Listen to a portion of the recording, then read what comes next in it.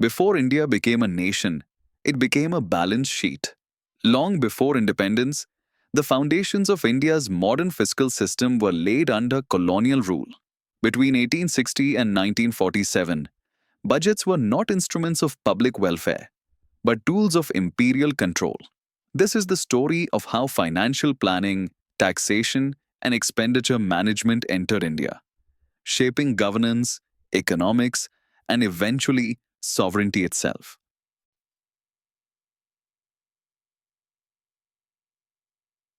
The roots of India's first budget lie in crisis. After the devastating revolt of 1857, the British Crown took direct control of India from the East India Company in 1858. The rebellion had drained finances, destabilized administration, and exposed the fragility of colonial governance. With rising military expenses and administrative costs, the British faced a fiscal emergency. A systematic budget was no longer optional. It was essential to sustain empire.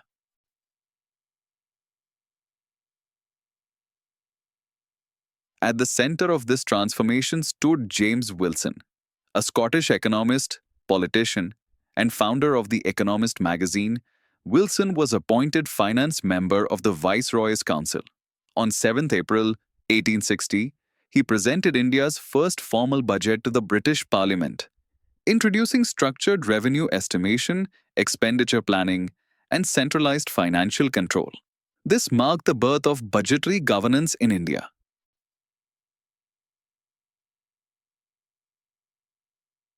Colonial budgets were designed with three clear objectives. First, taxation, land revenue, salt tax, customs duties, and excise formed the backbone of income extraction. Second, railway expansion. Railways were not built for Indian mobility, but for military movement, trade extraction, and territorial control.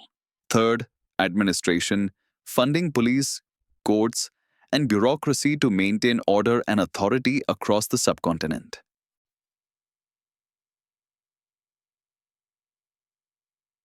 Colonial India followed a highly centralized fiscal model. The central government monopolized lucrative revenues such as customs duties, salt tax, opium trade profits, and railway income. Provincial governments were left with limited revenue powers, primarily land revenue and excise taxes, but with minimal autonomy. This imbalance created persistent tension between the center and provinces, a challenge India continues to navigate even today.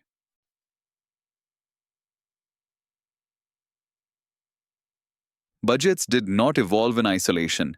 They were shaped by repeated crises.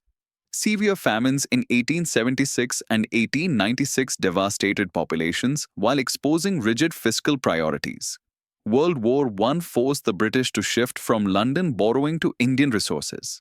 The Great Depression slashed revenues, while World War II massively expanded debt. These shocks normalized deficit financing and long-term borrowing in India's fiscal mindset.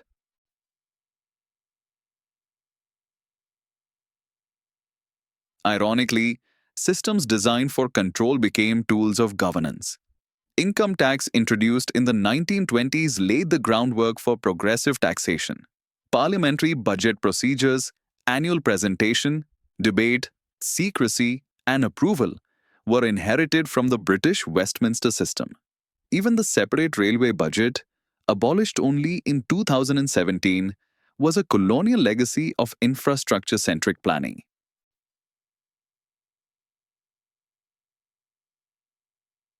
On 26 November 1947, India presented its first budget as a free nation.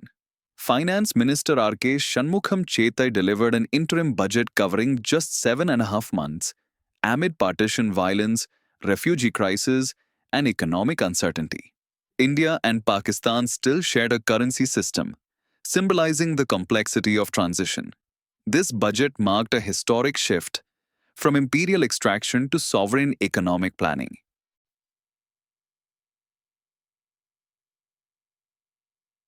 The history of India's union budget begins in 1860, when James Wilson presented the first formal budget of British India. This milestone introduced systematic revenue estimation, expenditure planning, and centralized fiscal control, laying the foundation of modern public finance in India. In the late 19th century, land revenue, salt tax, and customs duties became the core sources of income, while railway financing emerged as a strategic budgetary priority. Railways were funded not for internal development, but to strengthen imperial trade and military mobility. The early 20th century marked a shift in fiscal thinking. The introduction of income tax in 1922 signaled a move toward more structured and diversified taxation.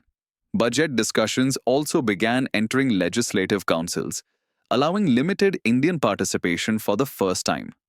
World War I transformed India's finances dramatically.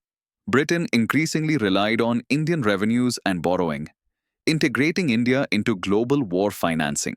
This period normalized deficit budgets and long-term public debt. The Great Depression of the 1930s exposed the vulnerabilities of colonial fiscal dependence, while World War II placed unprecedented strain on India's economy, massively expanding expenditure and inflation. Finally, in 1947, India inherited a fully functioning budgetary framework, centralized, procedural, and disciplined. Though designed for colonial control, this system became the financial backbone of independent India's economic governance.